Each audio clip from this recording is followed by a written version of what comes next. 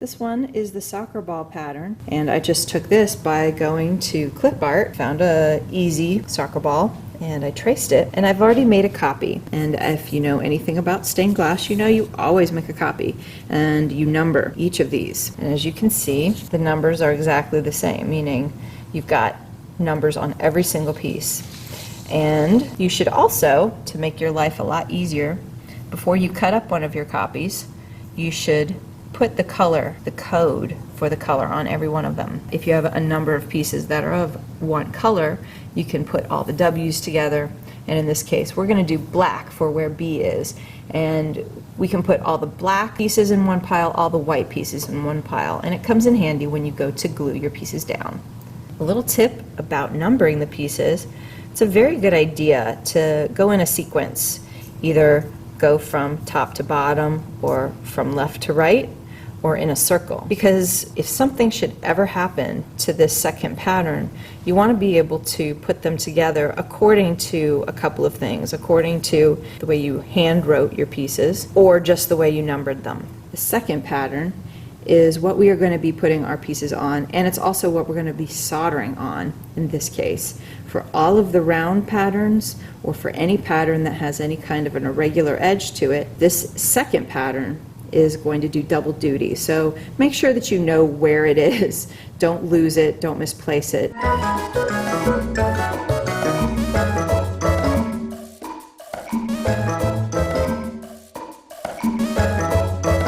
Then, with the pattern scissors of your choice, you are going to cut from the outside in, right on the line. And for me, I like to cut each line very carefully. Since this is a soccer ball, each one of these pieces here has a line that stops at a point.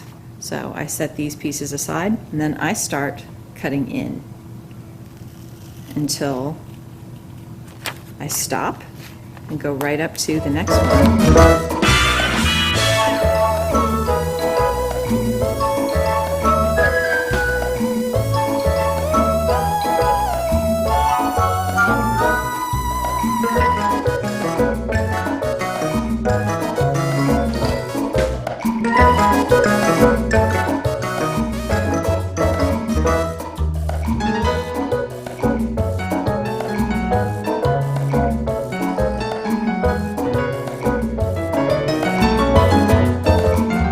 For the soccer ball, I just chose solid black and solid white, but you could choose anything that you wanted to. For the geometric project, I wanted to choose different clear textures. Here I have glue chip, and then here this is granite, and so it has a really interesting texture. Now you're always wanting to cut on the smooth side, it's a lot easier. This I happened to get, this was left over from somebody's window somewhere, but it has an interesting little flower pattern on it, if you can sort of see. And then this one is a ripple texture. But all of them together complement each other really nicely if you can keep them kind of away from each other. You don't put them randomly in your project, but you can carefully choose which ones you want to do. So you can be texture A, texture B, texture C, texture D. That's how you can code them on your pattern.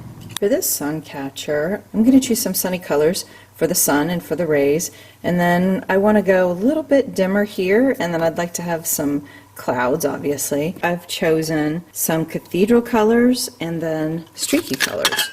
So this is, I'm thinking, for the clouds, and I can use a section of the glass that's a little bit darker, it's a little bit more opalescent, more translucent for this part, for one of the clouds, and then for another cloud, I can use this, which is just a little bit more transparent in some areas. For the moon, I'll choose this. I just want to have it be cathedral, which is see-through, so that the sun is coming through. You don't always have to choose cathedral glass for sun catchers, but some people really like to have light coming through, and they like to be able to see what's coming through. All together, when you put all of these various glasses together, I think it'll look very nice. It'll pop, give it lots of nice color. What I like to show here is how I'm laying my pieces out on the glass. I put them in sort of an organized manner, close to an edge, so that I can make straight cuts from one edge of the glass to another. And that means I can separate them and I can cut right along an edge if I feel like it. Now I have the pieces glued onto the glass. I just used rubber cement. This stuff really works well. Just before you start cutting all of your pieces out, you need to make sure that you remove all your rubber cement. And if you have any scrap glass, little scrap pieces, that can help. You can just cut off these parts here and use them in case, some of these small pieces don't work out and maybe you need to recut them.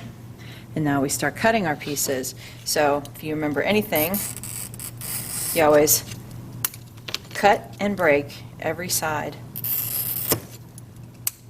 And I'm just using my hands, but if you have any troubles, you can always use breaker grozer pliers.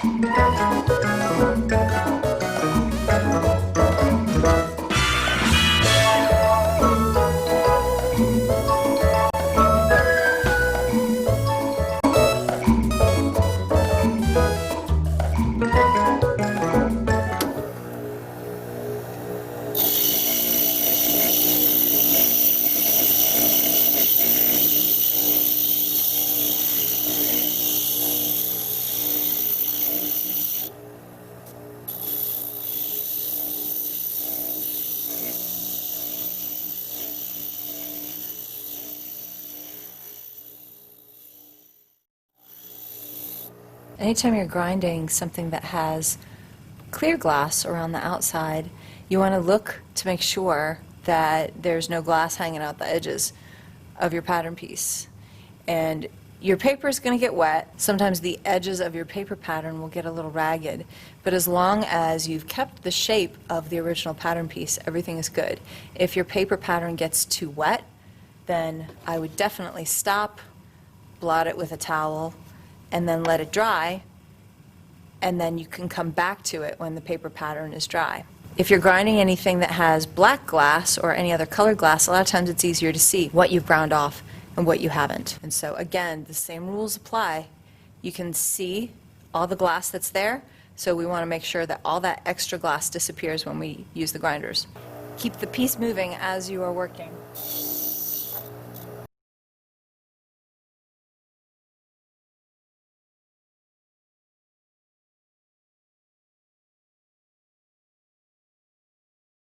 I personally like to hold my pattern pieces up a little bit parallel to the grinder surface, but you can certainly put them on the grinder surface and push. The other option is to buy one of these. This is a NYX grinder mate, and ours are well worn, but as long as they still have the little pads in the jaws, they're fine. And you can grip them just like this, and then you can use them to guide the piece as you're grinding the edge.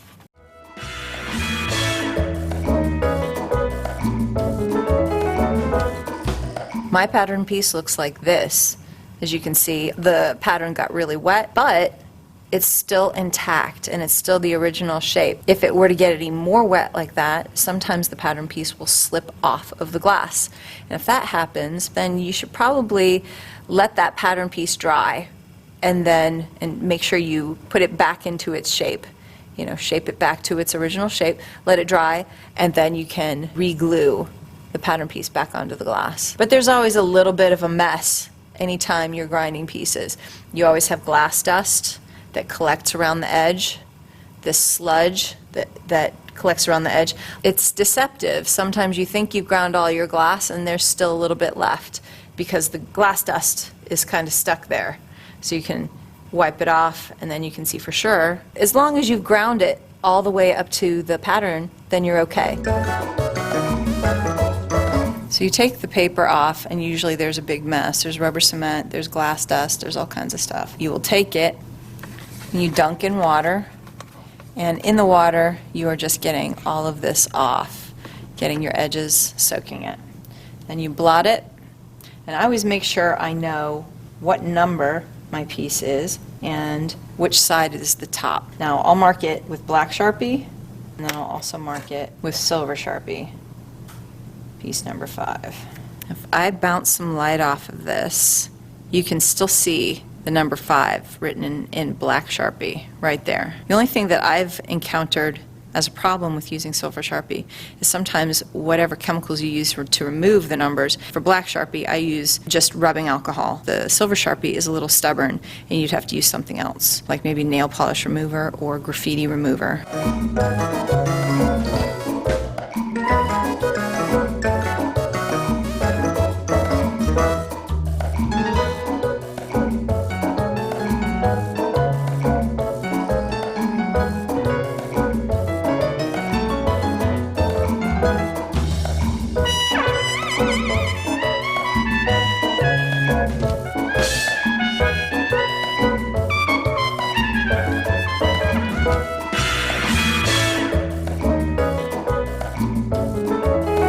Should you save your pattern pieces after you've washed them all off and numbered them? The answer for me is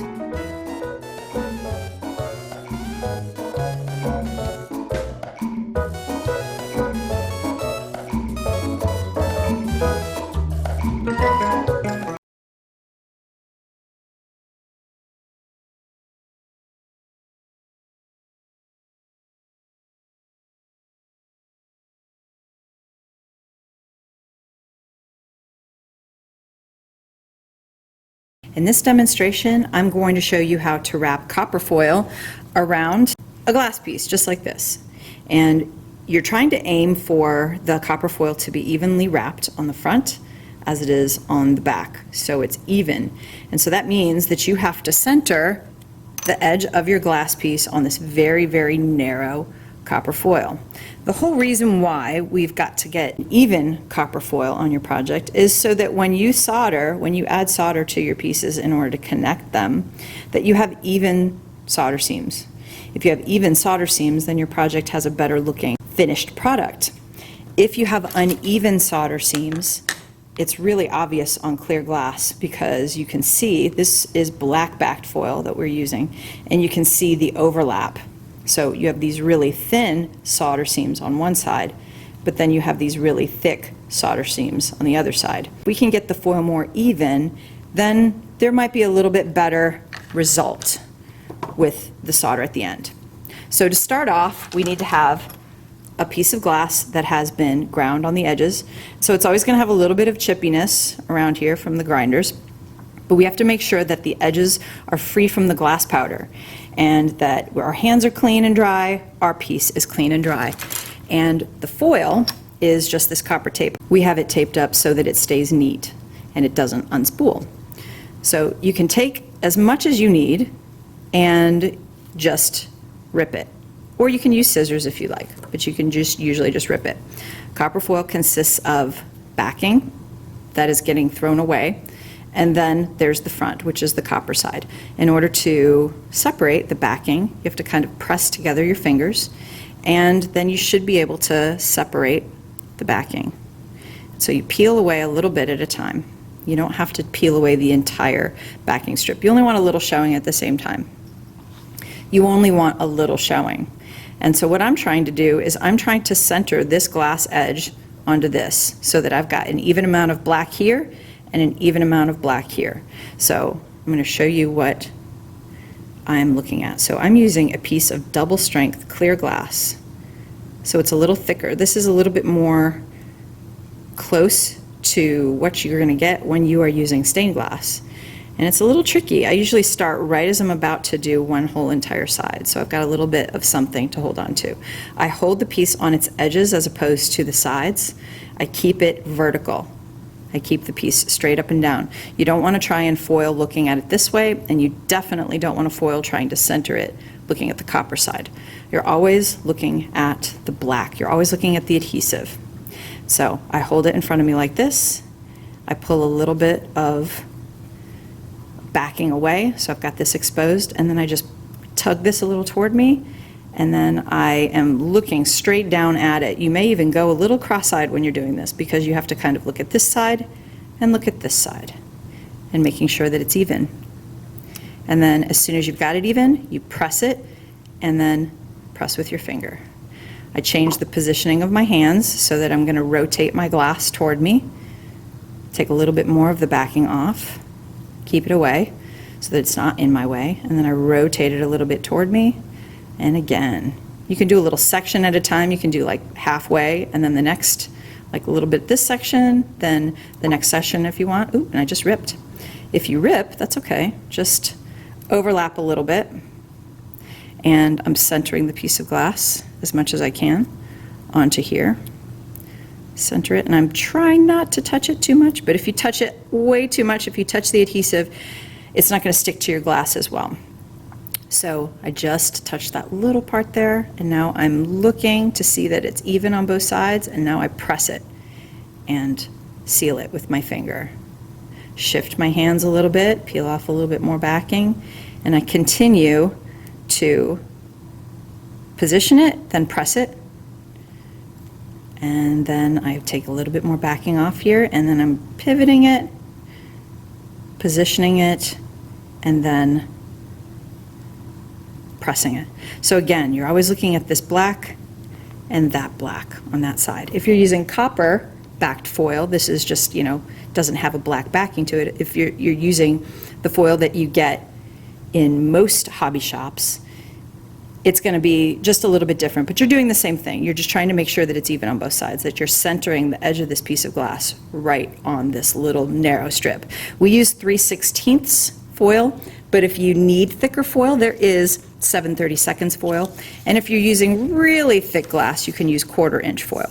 Another technique that you can use is setting your piece down so that when you're looking at it, if you need a contrasting surface, just put a white piece of paper underneath. But setting it down on a surface and then just pulling it toward you, you can pivot your glass piece just like that, just on the table. Some people will also use the edge of a table. They can kind of hold the foil and then pivot their glass piece around toward them. But then I'm going to overlap this last bit here. I want to make sure that when I bring my foil around, these edges match up with these edges so that it's a clean overlap. So I make sure that I've lined it up and then set it in place. If I miss, oh, I'm a little off. You can peel off a little bit and then just look really carefully and then press it. So you're pressing with your fingers. So that's the hard part right there, is just wrapping it around evenly. Then I put a finger here and I tear it. The next step is burnishing. And so to burnish, you're going to be pressing the foil to the edges. So you can use anything that is plastic or wood, and as long as it's smooth, I just use a Sharpie.